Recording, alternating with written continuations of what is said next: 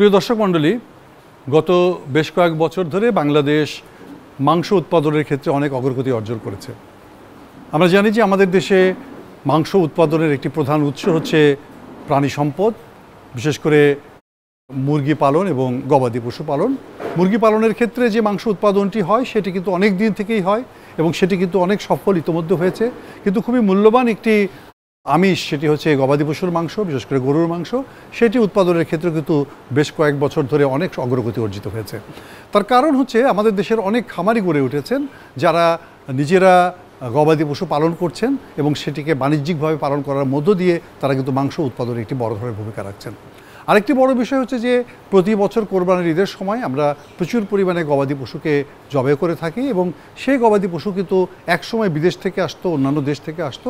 এখন কিন্তু আমাদের অভ্যন্তরীণ বাজার থেকেই আমরা সেটাকে সরবরাহ করতে পারছি, আমাদের খামারিরা কিন্তু সেটাকে উৎপাদন করতে পারছেন। এবং এ কারণে আমাদের আশেপাশে বিশেষ করে শহর এবং শহরের পার্শ্ববর্তী এলাকাগুলোতে কিন্তু গবাদি পশুর খামার গড়ে উঠেছে অনেক। গাজীপুর জেলার কাপাসিয়া হচ্ছে এরকম একটি এলাকা যেখানে শত শত গবাদি পশুর খামার গড়ে উঠেছে। অনেকেই বড় খামার করেছেন, অনেকেই ছোট খামার করেছেন, অনেকেই ক্ষুদ্র খামার করেছেন, কেউ দুগ্ধ খামার যেমন করেছেন, একই সাথে প্রাণী সম্পদের খামার করেছেন, বিশেষ করে মাংস উৎপাদনের খামারও করেছেন। আমরা আজকে এসেছি এরকমই একটি খামারে, যেটি কাপাসিয়া উপজেলার ইকুরিয়া গ্রামে মজনু সাহেব একটি চমৎকার খামার করেছেন। আমরা সেই খামারের উপর একটি প্রতিবেদন আপনাদের সামনে তুলে ধরছি। গাজীপুর জেলার কাপাসিয়া উপজেলার ইকুরিয়া গ্রামে এই যে খামারটি, এটি কিন্তু চমৎকার একটি খামার। প্রাণী সম্পদ অধিদপ্তরের মতে এখানে যে কয়টি আদর্শ খামার আছে তার মধ্যে এটি একটি আদর্শ খামার। এখানে স্থানীয়ভাবে সংগ্রহ করা বাছুর দিয়েই কিন্তু গবাদি পশু পালন করা হয়, বিশেষ করে মোটা তাজাকরণের জন্য সেগুলোকে ব্যবহার করা হয়। এবং সবচেয়ে বড় কথা হচ্ছে যে স্থানীয় উদ্যোক্তা মজনু সাহেব, যিনি এই খামারটিকে পরিচালনা করেন, তার ছেলে বাবু তার সাথে যুক্ত এবং দুজনে মিলে খামারটি পরিচালনা করে এটাকে লাভজনক খামারে পরিণত করেছেন আদর্শ পদ্ধতিগুলোকে অনুসরণের মাধ্যমে। মজনু সাহেব একসময় বিদেশে ছিলেন এবং সেখান থেকে ফিরে এসে একসময় তিনি পানের ব্যবসা করেছেন, একসময় তিনি কাঠের ব্যবসা করেছেন। বর্তমানে এগুলোকে বাদ দিয়ে তিনি গবাদি পশুর ব্যবসার সাথেই কিন্তু যুক্ত হয়েছেন। যদিও হয়তো পার্শ্ববর্তী আরও অন্যান্য ব্যবসাও তার রয়েছে, কিন্তু গবাদি পশুর ব্যবসাটি হয়ে উঠেছে তার জন্য একটি প্রধান ব্যবসা। এখানে আমরা দেখেছি যে গরুগুলোকে সংগ্রহ করা হয়েছে, এগুলো উনি প্রধানত 2 দাঁতের গরুকে সংগ্রহ করেছেন এবং সেই গরুগুলোকে তিনি পরিমিত সুষম খাদ্য দিয়ে বড় করে তুলছেন। তার মতে যে প্রতি গরুতে 4 থেকে 5 হাজার টাকার মতো খরচ হয় এবং দানাদার খাবার এবং ঘাস খড় এগুলোকে তিনি খাওয়ান। তিনি সাইলেজও করেন এবং সাইলেজ করে সেখান থেকেও যখন নাকি অন্য সময় ঘাসের অভাব দেখা যায় তখন তিনি এই সাইলেজটাকে ব্যবহার করে থাকেন। সব মিলিয়ে তিনি খাদ্য খরচটাকে কিন্তু একটি নিয়ন্ত্রণের মধ্যে আনতে পেরেছেন। আরেকটা বড় কথা হচ্ছে যে এই খামারে প্রাণী সম্পদ অধিদপ্তরের কিন্তু একটা বড় ধরনের সংস্রব রয়েছে। তারা নিয়মিত এখানে আসেন এবং খোঁজ খবর নেন এবং তারা কোথায় ভ্যাকসিনেশন দিতে হবে, কখন কোনো ট্রিটমেন্ট করতে হবে কিনা কিংবা অন্য কোনো পরামর্শ আছে কিনা সেগুলো যেমন তারা দেখেন। পাশাপাশি ঘাস চাষের ক্ষেত্রেও কিন্তু উদ্বুদ্ধ করে থাকেন, কোন জমিতে কী ধরনের ঘাস তিনি করবেন, কতটুকু খাদ্য খাওয়াবেন, এগুলো সব বিষয়ে তারা পরামর্শ দিয়ে থাকেন। আসলে আমরা একটু মজনু এবং তার ছেলে বাবুর সাথে কথা বলি, তার অভিজ্ঞতার গল্প আমরা একটু শুনি। প্রিয় দর্শক, আমরা জানি যে এই কাপাসিয়া উপজেলাতে অনেকগুলো গবাদি পশুর খামার আছে এবং যারা শুধুমাত্র কোরবানির ঈদকে কেন্দ্র করে গবাদি পশু পালন করেন, আবার অনেকেই আছেন সারা বছর ধরে এই গবাদি পশুর খামার পরিচালনা করেন, মোটাতাজা করেন এবং সেগুলোকে বিভিন্ন সময় প্রয়োজন অনুযায়ী বিক্রি করেন। একজন ভালো উদ্যোক্তা যিনি হচ্ছেন এই ইকুরিয়া এলাকার মজনু সাহেব, তো উনি গত 3 বছর বা তার চেয়ে বেশি সময় ধরে কিন্তু এইখানে খামার করছেন। আমরা একটু তার সাথে কথা বলি। আমরা শুনেছি আপনি 3 বছর বা তার চেয়ে বেশি সময় ধরে আপনি গবাদি পশু পালনের সাথে জড়িত।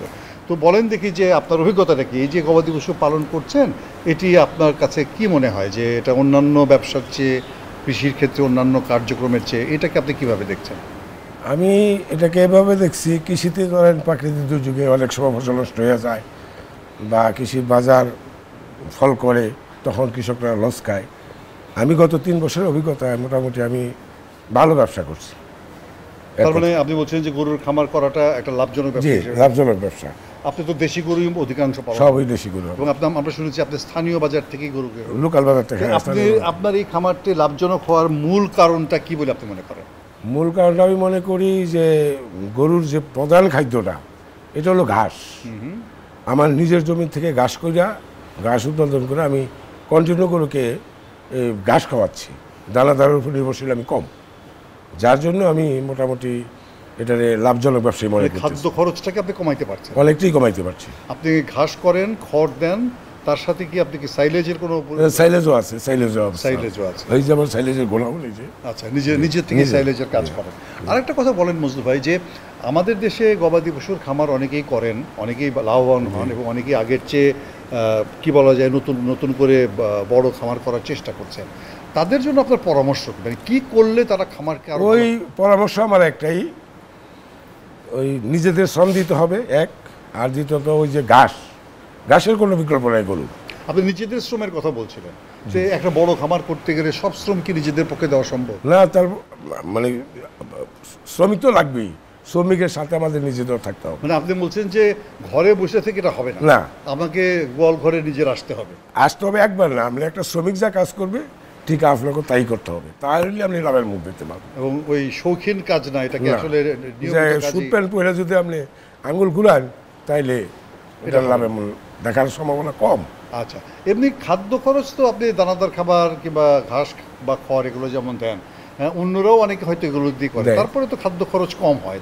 মানে আপনি স্পেশালি খাদ্য খরচ কমানোর আর কোনো ট্রিক্স কি আপনার কাছে আছে? ওই যেমন সাইলেজ আছে, খড় আছে, বা খড়ের ওই যে আরেকটা প্রক্রিয়া করে খাওয়ার। আচ্ছা, এই আর কি। আচ্ছা, আপনার ছেলে মানে বাবু, সেও তো আপনার সাথে খামারে নিয়মিত সময় দিচ্ছে? আমার সাথে না, এই নিয়মিত পরিচয়। আচ্ছা, এখন আর আপনি তেমন করেন না? সেই করে বাবু। এমনি এই যে এই খামারে খাদ্য মিশ্রণ যে তৈরি করা, কারণ আমরা অনেকেই জানি যে রেডিমেড খাবার কিনতে পাওয়া যায়, আবার খাদ্য মিশ্রণ নিজেরাও তৈরি করা যায়। আর কোনটা আপনার কাছে ভালো মনে হয়? কারণ যারা রেডিমেড তৈরি করেন তারা তো বলেন যে তারা সব কিছু ঠিক মতো নিয়ম মতো করে দিচ্ছেন, আবার অনেকেই বলেন তাতে সেটাতে খরচ অনেক বেশি পড়ে। আপনার কেমন খরচ পড়ে আর ওগুলোর কীরকম দাম? খাদ্য মানে বর্তমান বাজার আছে 40 থেকে 50 টাকা কেজি পার কেজি। এটা মনে হয় ওইভাবে বানালে 25 থেকে 28 টাকার ভিতরে হয়ে যায়। 25 থেকে 28 টাকা কেজি। এমনি একটা গরুকে যদি মনে করেন গরুটার বয়স যদি মানে ওজন যদি হয় 100 কেজি বা 150 কেজি, তাহলে তাকে কতটুকু দানাদার খাবার দিবেন আপনি? এই যে সারাদিন নির্দেশনা মোতাবেক প্রতি 100 কেজি ওজনে খাবার জন্য 1 কেজি খাবার, এই 100 কেজি গরু ওজনের জন্য 1 কেজি দানাদার খাবার মানে দিয়ে যথেষ্ট। প্রতি গরুর পিছনে মাসে কিরকম খরচ যায়? মাসে আমার খরচ যায় খুব একটা বেশি না, 4 থেকে 5,000 প্রতি গরুর জন্য। প্রতি মাসে 4 থেকে 5,000 মোটামুটি খাবার টাবার লেবার খরচ সব হয়ে যায়। তাতে তো তাহলে 1 বছরে একটা গরুর জন্য যদি আপনার 60,000 টাকা খরচ যায়, তাহলে 1 বছরে একটা গরু রেয়ার করলে কত টাকা বিক্রি করতে পারেন? 1 বছরে অন্তত যদি 1 লাখ টাকা একটা গরু কিনি, 1 বছর পরে 2.5 লাখ টাকা তো। তার মানে 1 বছরে আপনি 1.5 লাখ টাকা বিক্রি করতে পারবেন, 1.5 লাখ টাকা লাভ করতে পারবেন, আর সেখান থেকে যদি 60,000 টাকা খরচ আপনার লাভ থাকবে। তো এইটাই তো ব্যবসা, এটাই তো হিসাব। তো আপনার এখন কয়টা গরু আছে? আমার এখানে ক্যাপাসিটি আছে অনেক, আছে মাত্র ওই যে গত বিক্রি করে এলাম 8টা গত ঈদে, আর আছে এখন 23টা 22টা 23টা। যাই হোক, এগুলো সবই হচ্ছে কোরবানির জন্য প্রস্তুত। 2টা গাভী বাদে আর বাকিটিকে কোরবানির জন্য প্রস্তুত। খুব ভালো মজদুর ভাই বাবু, আপনাদের সকলকে ধন্যবাদ, এবং আপনারা খুবই চমৎকার এটা করতেছেন। আপনাদের কাছে একটা সুন্দর হিসাব পাওয়া গেল। এইটা করে আশা করি যে আমাদের দেশের অন্য যারা খামারিরা আছে তারা ওই হিসাবটা করবেন যে আমাকে মাসে 4-5 হাজার টাকার বেশি খরচ করা যাবে না, ওইটা একটা হিসাব। আর তার সাথে হচ্ছে ভালোভাবে এটাকে পালন করতে হবে, নিয়ম মতো এটাকে পালন করতে হবে, স্বাস্থ্যকরভাবে পালন করতে হবে। আমরা চাই যে আপনারটা আরও ভালোভাবে চলুক। আমরা যেমন দেখতে আসলাম, ওরা অন্যরাও দেখতে আসুক, অন্যরা আরও ভালো আপনার কাছ থেকে শিখুক, এবং তার মাধ্যমে আমাদের এখানে গরুর পালনটা বাড়ুক। আপনাকে অনেক ধন্যবাদ। মজনু এবং বাবুর কথা আমরা শুনেছি, এবং আমরা যেটা বুঝতে পেরেছি যে একটি লাভজনক খামার গড়ে তোলার জন্য একাগ্রতা দরকার। একটি লাভজনক খামার গড়ে তোলার জন্য আসলে পরিশ্রম দরকার এবং সততা দরকার। যদি সততা, একাগ্রতা এগুলো যদি থাকে, তাহলে খামারকে লাভজনক করা সম্ভব। আমরা প্রাণী সম্পদ অধিদপ্তরের কর্মকর্তাদের কাছ থেকেও শুনেছি তারা কিভাবে এই কার্যক্রমটি পরিচালনা করছেন।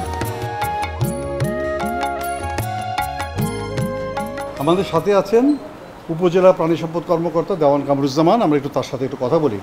কামরুজ্জামান সাহেব, আপনি ভালো আছেন নিশ্চয়ই? জি আছি, আলহামদুলিল্লাহ। আপনি ভালো আছেন? ভালো আছি। আপনি এই যে আমরা কাপাসিয়াতে এখানে যে সানরাইজ অ্যাগ্রোতে আসলাম এবং এখানে যে খামারটি দেখলাম, যে খুবই চমৎকার খামার। আপনারা এই ধরনের খামারগুলোকে কিভাবে সহযোগিতা করেন? জি ধন্যবাদ। আমার অফিস থেকে বা আমাদের দপ্তরে যারা কর্মরত আছে, আমাদের একটা চেষ্টা থাকে যে প্রতি কিছুদিন অন্তর অন্তর আমরা তাদের খোঁজ খবর নেওয়া, যে বিশেষ করে তাদের যে ভ্যাকসিনেশনটা আমরা রেগুলার করে দেওয়ার চেষ্টা করি।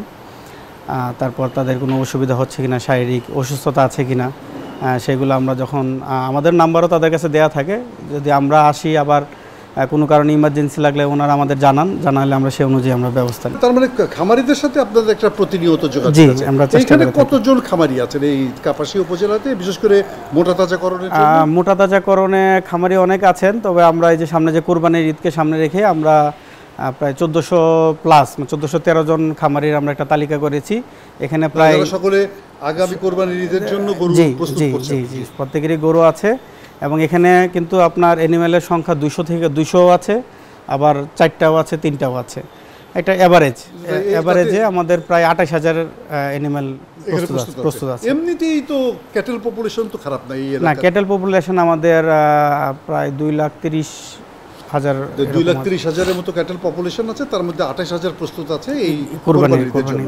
আমি যদি একটা জায়গা জিজ্ঞেস করি, যে বিশেষ করে এই সময়টা তো একটু প্রচণ্ড গরম, আবহাওয়ার পরিবর্তন আছে, আবার কোরবানির ঈদের কারণেও কিন্তু গরুকে একটু অতিরিক্ত যত্ন নেওয়ার প্রয়োজন আছে। আপনি এই গরমের সময় মানে গবাদি পশুর ক্ষেত্রে, বিশেষ করে মোটা তাজাকরণের গরুর ক্ষেত্রে কি ধরনের ব্যবস্থা গ্রহণ করবে খামারিরা, সে বিষয়ে একটু বলবেন কি? জি ধন্যবাদ। আসলে এখন এই যে কিছুদিন আগে আমরা একটা মারাত্মক তীব্র তাপদাহ সময় পার করলাম, তো সেখানে আমরা যেটা চেষ্টা করেছি যে খামারিদের একটা টার্গেট থাকে যে যেহেতু এখন ফিনিশিং টাইম, তার একটু বেশি করে দানাদার খাওয়াতে চাই। তো আমরা তাদের যেটা পরামর্শ দিই সেটা হলো যে এই যে যখন গরমের যে সময়টাতে তাপমাত্রাটা বেশি থাকে, সেই সময় দানাদার খাবারটা কমায় দেওয়ার জন্য। পারতপক্ষে যদি মানে না দিয়ে ঠান্ডা যে সময়টা থাকে রাতে বা ভোরের দিকে, হ্যাঁ বিকালবেলা, ওই সময়টাতে দানাদারটা দেওয়ার জন্য। আর কচি ঘাসের মধ্যে আবার যেটা একটু বেশি ফাইবারটা একটু মানে পুরাতন হয়ে গেছে বা বয়স্ক হয়ে গেছে, সেটা না দিয়ে একটু কচি ঘাস দেওয়ার জন্য। তাহলে তাদের একটু বডি হিটটা কম উৎপন্ন হবে, সেই ক্ষেত্রে এই গরমটা তারা একটু মিটিগেশন করতে সহজ হবে আর কি। আমি শুনছিলাম যে অনেকেই বলছিলেন যে বেশি গরম যখন পড়ে তখন পারলে আপনি গরুকে 2 বার গোসল করিয়ে দেন। জি, আমরা এটা গোসল করানোটা আমরা এটা সবসময় বলে থাকি। গরমের সময় তো সেটা 2 বার 3 বার করে, আর সে যতটুকু তার কমফোর্ট হয়। আর নর্মালি আমরা গরুকে প্রতিদিন 2 বেলা গোসল করাতে বলি, কারণ আপনারা তো অবগত আছেন যে আমাদের যেই ব্রিড বর্তমানে ফ্রিজিয়ান ক্রস ব্রিডটা বেশি বাংলাদেশে, তো এটা মূলত শীত প্রধান দেশের একটা গরু। তো আমাদের দেশে যে নর্মাল টেম্পারেচার, ওইটাই তার জন্য হিট স্ট্রেসের একটা কারণ হয়ে দাঁড়ায়। এজন্য আমরা তাকে একটু গোসল করাতে বলি। গরমের হাত থেকে তাকে রক্ষা করার জন্য তার খাদ্য ব্যবস্থাপনাটাকেও একটু মানে ঠিক করে নিতে হবে, আর ঠান্ডা পরিবেশটাকে নিশ্চিত করতে হবে, আর গোসলটাও করে দিতে হবে। এমনি আরেকটা জিনিস বলেন দেখি, যে এই সময়টাতে কি করলে গরুটি মার্কেটেবল করার জন্য মানে উপযুক্ত হবে এবং কোনটা গ্রাহককে অ্যাট্রাক্ট করতে পারবে? অনেক সময় তো খামারিরা একটু ভিন্ন ধরনের পন্থা অবলম্বন করেন, যেটা অনেকে পছন্দ করে। আমি যেটা বলি সেটা হলো যে আপনার ধরেন কিছু খামারি আছে আমাদের দেশে অসৎ উপায় অবলম্বন করে, যেমন স্টেরয়েড ইউজ করে। হ্যাঁ, তা স্টেরয়েড ইউজ যারা করে তাদেরকে আমরা বলবো, কারণ এটা কিন্তু তারা শুধু নিজেদের ক্ষতি করতেছে এবং জনগণেরও কিন্তু ক্ষতি করতেছে। এটা একটা মারাত্মক পাবলিক হেলথ হ্যাজার্ড। হ্যাঁ, এবং এটা ধরেন আপনার তারা নিজেরও কিন্তু ক্ষতিগ্রস্ত হচ্ছে। এমনও কিছু স্টেরয়েড তারা ইউজ করে যে দেখা গেছে গোটা মার্কেটিংয়ের আগে গোটা মৃত্যুবরণ করতেছে, কিডনি ফেল করতেছে, তাহলে তার যে টোটাল ইনভেস্টমেন্টটা কিন্তু তার জিরো হয়ে যাচ্ছে। তো সেটা একটা। আর আমাদের যে মানে পাবলিক হেলথ যে কনসার্ন যে বিষয়গুলো আছে, সেই বিষয়ে এটা একটা মারাত্মক অপরাধ যে অসৎভাবে অবলম্বন করা। এবং আমাদের এই কাপাসিয়া বা শ্রীপুর এই আশেপাশে আরেকটা ব্যাড প্র্যাকটিস আছে, সেটা হলো তারা তুলা ব্যবহার করে, যে গার্মেন্টস ওয়েস্ট যে তুলাটা আছে, এই তুলাটা ব্যবহার করে। কিভাবে ব্যবহার করে এটা সরাসরি খাদ্য হিসেবে তারা ব্যবহার করে, যাতে পেটের ভিতরে জমে থাকে। না, পেটের ভিতরে বলতে এটা একটু ফাইব্রাস খাবার, তো একটু তারা একটু দেখা গেছে গরুটা একটু মানে স্বাস্থ্যটা একটু হয় ফুলে, কিন্তু তার কিন্তু ওই যে কিডনি ফেলিওর, তারপর লিভার ফাংশনের সমস্যা, এটা তো হজম হয় না। তখন এটা কিন্তু আমরা যারা খাচ্ছি ওই মাংসটা আমাদের জন্য যেরকম হ্যাজার্ড, আবার যেটা আমরা বলেছি যে একটা লং টার্ম যখন সে গরুটা রেয়ার করে তখন কিন্তু তার এটাকে কিডনি ফেলিওর হতে পারে, হ্যাঁ, বা লিভার ফাংশনের সমস্যা, সেটা মৃত্যুবরণ করে। আপনারা এই ক্ষেত্রে খামারিদেরকে কিভাবে সচেতন? এই যে এটা আমরা খামারিদের সচেতন, আমরা প্রতিটা প্রোগ্রামে আমরা এটা নিয়ে কথা বলি, এবং যারা তুলা বিক্রি করে আমরা যেটা, ওরা খুব লুকিয়ে কাজটা করে, বাট আমরা যেটা খবর নিয়ে আমরা এটা মোবাইল কোর্ট পরিচালনা করি। খুব ভালো কথা। জি, তো আমরাও চাইবো যে কাজগুলো এরকমভাবেও হোক এবং আপনাদের এখানে লাইভ স্টকের ক্ষেত্রে একটা বড় মানে অগ্রগতি হোক, আপনারা সেটা সফল হন, আমাদের খামারিরা সফল হোক। আপনাকে অসংখ্য ধন্যবাদ। জি, ধন্যবাদ। প্রাণী সম্পদ অধিদপ্তরের তথ্য মতে এখানে প্রায় 1500-র মতো গবাদি পশুর খামার গড়ে উঠেছে কোরবানির জন্য, এবং তারা প্রায় 28,000 গরুকে প্রস্তুত করছেন আগামী ঈদের জন্য। তার মানে হচ্ছে এখানে গবাদি পশুর একটি বড় হাব প্রতিষ্ঠিত হয়েছে, এবং এখান থেকে কিন্তু একটি বড় অংশ ঢাকার বাজারে কিংবা আশেপাশের বাজারে চলে যাবে। কিন্তু এটাও সত্যি কথা যে এখন যে জলবায়ু পরিবর্তন জনিত কারণে যে গরমটি পড়েছে, সেই সময় কিন্তু গবাদি পশুকে রক্ষা করা, তাদেরকে টিকিয়ে রাখা, তাদের অভ্যাসকে নিয়ন্ত্রণ করা, এটা কিন্তু একটি গুরুত্বপূর্ণ বিষয়। আমরা যাতে অতিরিক্ত লাভের কারণে, অতিরিক্ত লাভের আশায় গবাদি পশুগুলোকে নষ্ট করে না ফেলি, সেটাও কিন্তু আমাদের একটু দেখা দরকার। অতএব এই ধরনের সতর্কতা কিন্তু আমাদের খামারিদের মনে রাখা উচিত। গবাদি পশু পালনের ক্ষেত্রে মজনু সাহেবের যে অভিজ্ঞতা বা এই খামারের যে অভিজ্ঞতা, সেই অভিজ্ঞতা কিন্তু বাংলাদেশের সকল খামারিদের কাছেই একটি ঈর্ষণীয় বিষয়। আমরা আশা করব এই ধরনের সফলতা বা এই ধরনের উদ্যোগকে সকলেই স্বাগত জানাবেন, এবং এখান থেকে শিক্ষা নিয়ে অন্যরাও সফল খামার গড়ে তুলবেন। কথা হচ্ছে যে কোনো জায়গায় সফলতা অর্জন করা সম্ভব যদি একাগ্রতা থাকে, যদি নিষ্ঠা থাকে, যদি পরিকল্পনা থাকে। এই খামারটি সফল হয়েছে তার প্রধান কারণ হচ্ছে এখানে তারা নিজেরাই খামারটি পরিচালনায় প্রত্যক্ষভাবে অংশগ্রহণ করেন। তারা খাদ্য উৎপাদন এবং খাদ্য ব্যবস্থাপনায় নিজেরা প্রত্যক্ষভাবে অংশগ্রহণ করেন। তারা ভ্যাকসিনেশন পরিকল্পনা যথাযথভাবে করেন, এবং প্রাণী সম্পদ অধিদপ্তরের একটি মানে সহযোগিতা এখানে প্রতিনিয়ত আছে। সবার সহযোগিতার কারণেই কিন্তু গত 3 বছরে এই খামারটি সফল হয়েছে। এখানে একসাথে 32টি গরু পালন করা যায়। বর্তমান সময়ে যদিও 23টি আছে, কিন্তু সবগুলো গবাদি পশুই কিন্তু হৃষ্টপুষ্ট, এবং সবগুলোর চেহারা কিন্তু চমৎকার। এবং এই গবাদি পশু যখন নাকি আগামীতে বাজারে উঠবে বিক্রির জন্য, নিশ্চয়ই গ্রাহকরা সেটি পছন্দ করবেন। গ্রাহকরা তো এই আকারের, এই ধরনের চঞ্চল গবাদি পশুকেই পছন্দ করেন তাদের কেনার জন্য। আমরা চাইব এরকম খামার, আদর্শ খামার সকলেই গড়ে তুলুক। তাহলে আমরা একদিকে যেমন আমাদের মাংস উৎপাদন বাড়াতে পারবো, একইভাবে আমরা কিন্তু আমাদের দেশকে সমৃদ্ধ করতে পারবো। একটি কথা আছে যে আমরা আমাদের দেশের গবাদি পশুর মাংসের দাম অনেক বেশি। অনেকেই বলে থাকেন আসলে খাদ্য খরচ যদি কমানো না যায় তাহলে কিন্তু মাংসের দাম কমানো যাবে না।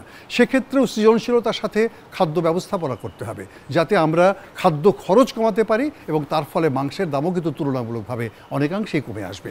এই কাজটি করতে হবে সকলের একসাথে, এবং সকলে একসাথে মিলে যদি এই ধরনের কাজ করা যায় তাহলে নিশ্চয়ই গবাদি পশু খামার করাটা লাভজনক হবে, এর মাংসটাও কিন্তু অনেক বেশি সুলভ হয়ে উঠবে। আর আগামীতে ঈদুল আজহা আসছে, সেই ঈদুল আজহাতে আমরা সকলেই দেশি গরুকেই নির্বাচন করব আমাদের কোরবানির জন্য, এবং আমরা নিশ্চয়ই আমাদের সাধ্যের মধ্যে, আমাদের সামর্থ্যের মধ্যে দেশি গরুকে দিয়েই আমরা কোরবানি করব, যাতে আমাদের দেশীয় খামারিরা, দেশীয় উদ্যোক্তারা টিকে থাকেন এবং তারাও যেন নতুন করে খামার গড়ার ক্ষেত্রে উৎসাহিত হন। আজ এ পর্যন্তই। সকলকে শুভেচ্ছা জানিয়ে এবং আগামী অনুষ্ঠানগুলো দেখার আমন্ত্রণ জানিয়ে শেষ করছি। সকলকে ধন্যবাদ।